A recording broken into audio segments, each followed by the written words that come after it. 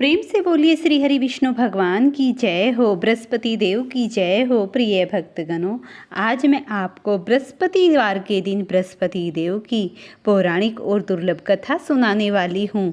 बृहस्पति देव की कृपा से मनुष्य के जीवन में समस्त प्रकार की सुख और समृद्धियाँ छा जाती हैं, जीवन में मंगल होता है और मन प्रसन्नचित रहता है।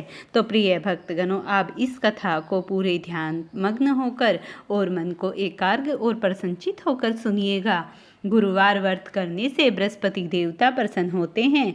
यह व्रत अत्यंत फलदायी है। अग्नि पुराण के अनुसार अनुराधा नक्षत्र युक्त गुरुवार से आरंभ करके 7 गुरुवार व्रत करने से बृहस्पतिवार ग्रह की हर पीड़ा से मुक्ति मिलती है। बृहस्पतिवार व्रत कथा प्राचीन समय की बात है।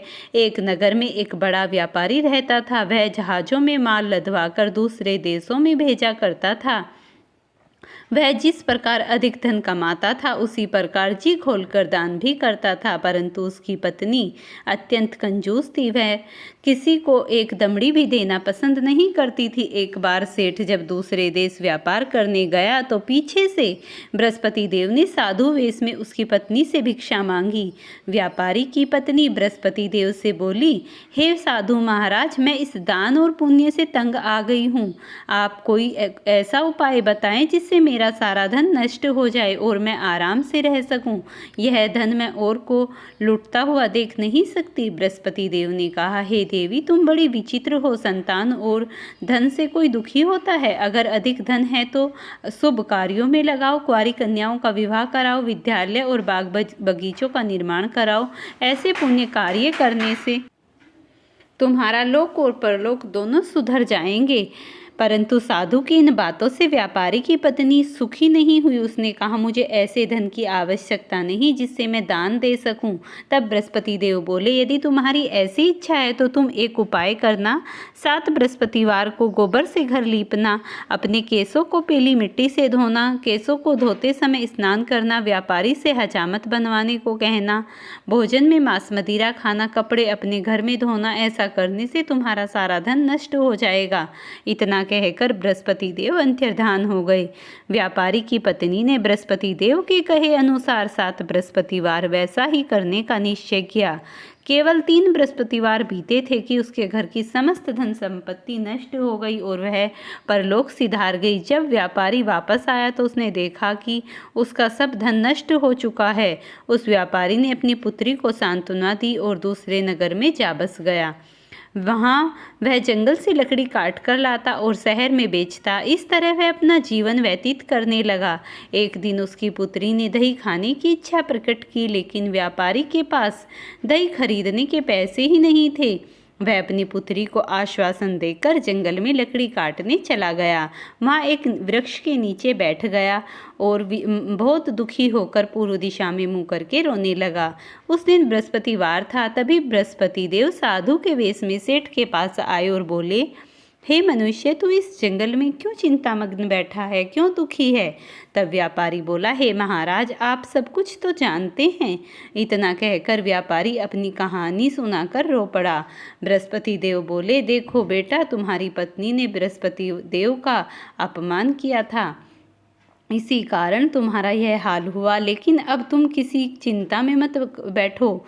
तुम गुरुवार के दिन बृहस्पति देव का पाठ करो। 2 पैसे के चने और गुड़ को लेकर जल के लोटे में शक्कर डालकर वह अमृत और प्रसाद अपने परिवार के सदस्यों तथा कथा सुनने वालों को बांट दो। स्वयं भी प्रसाद और चरणामृत ले लो। भगवान तुम्हारा अवश्य ही कल्याण करेंगे। साधु की बात सुनकर व्यापारी बोला, महाराज, मुझे तो इतनी भी चिंता नहीं कि मैं अपनी पुत्री को दही लाकर दे सकूं। इस पर साधु जी बोले, तुम लकड़ियां शहर में बेचने जाना। तुम्हें लकड़ियों के दाम पहले से चौगुने मिलेंगे, जिससे तुम्हारे कार्य सिद्ध हो जाएंगे। उसने लकड़ियां काटी और शहर में बेचने के लिए चल पड़ा। उसकी लकड़ियां अच्छे दाम में बिक गई, जिससे उसने अपनी पुत्री के लिए दही लिया और गुरुवार की कथा हेतु चना गुड़ लेकर कथा की और प्रसाद बांटकर स्वयं भी खाया। उस दिन से उसकी सभी कठिनाइयां दूर होने लगी। परंतु अगले दिन बृहस्पतिवार को वह कथा करना भूल गया।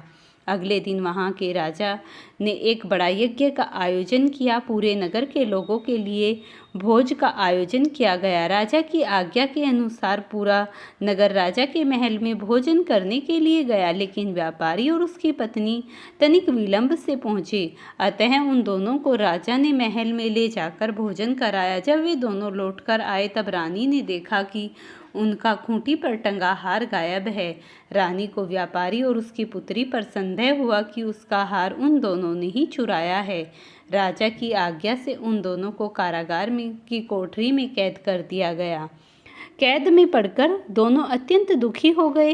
वहां उन्होंने बृहस्पति देवता का स्मरण किया। बृहस्पति देव ने प्रकट होकर व्यापारी को उसकी भूल का आभास कराया और उन्हें सलाह दी कि गुरुवार के दिन कैदखाने के दरवाजे पर तुम्हें 2 पैसे मिलेंगे और तुम चने और मुनक्खा मंगवाकर विधि पूर्वक बृहस्पति देवता का पूजन करना, तुम्हारे सब दुख दूर हो जाएंगे।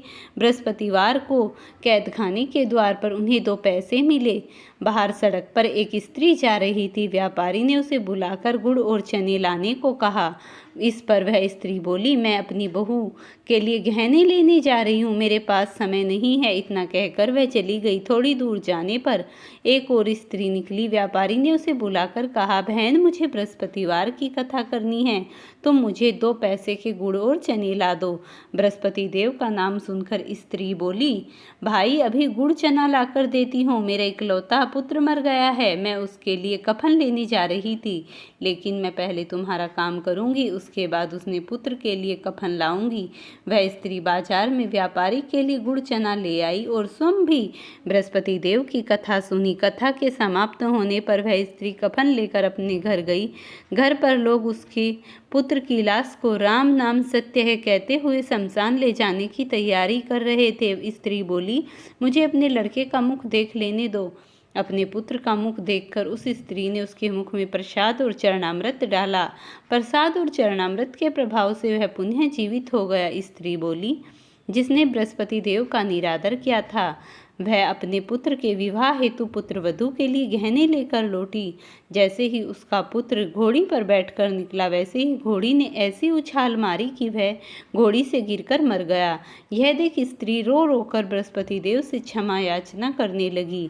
उस स्त्री की याचना से बृहस्पति देव साधु वेश में वहां पहुंचकर कहने लगे, देवी, तुम्हें अधिक विलाप करने की आवश्यकता नहीं है।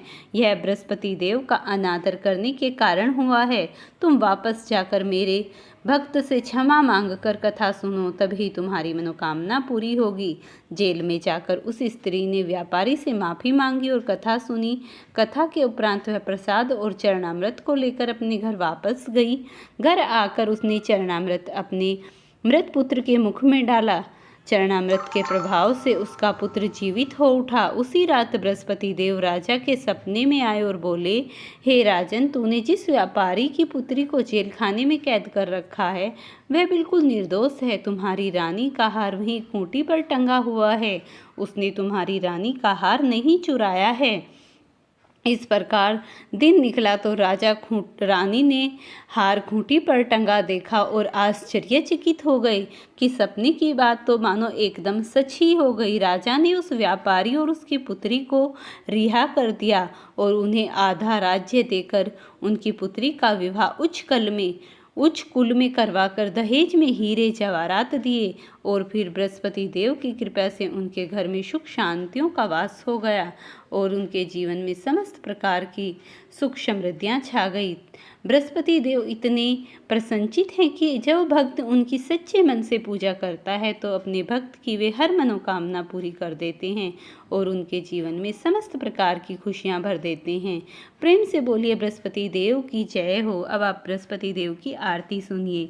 ओम जय बृहस्पति देवा, चरणामृत निज निर्मल सब पातक हरता, सकल मनोरथ दायक कृपा करो भरता। ओम जय बृहस्पति देवा, तन मन धन अर्पण कर जो जन शरण पड़े, प्रभु पर कट तब हो कर आकर द्वार खड़े। ओम जय बृहस्पति देवा, दीन दयाल दयानिधि भगतन हितकारी, पाप दोष सब हरता भव बंधन हारी। ओम जय बृहस्पति देवा, सकल मनोरथ दायक सब संशय तारो, विषय विकार मिटाओ संतन सुखकारी। ओम जय बृहस्पति देवा, जो कोई आरती तेरी प्रेम सहित गावे, ज्येष्ठानंद बंद सो निश्चय फल पावे। ओम जय बृहस्पति देवा, ओम जय बृहस्पति देवा प्रभु। ओम जय बृहस्पति देवा। प्रेम से बोलिए बृहस्पति देव की जय हो। प्रिय भक्तगणों, अगर आपको ये वीडियो पसंद आई हो तो इसे लाइक शेयर करना, चैनल पर नए हैं तो चैनल को सब्सक्राइब करना और भगवान श्री हरि विष्णु के निमित्त एक प्यारा सा कमेंट जय श्री हरि विष्णु अवश्य ही लिखना।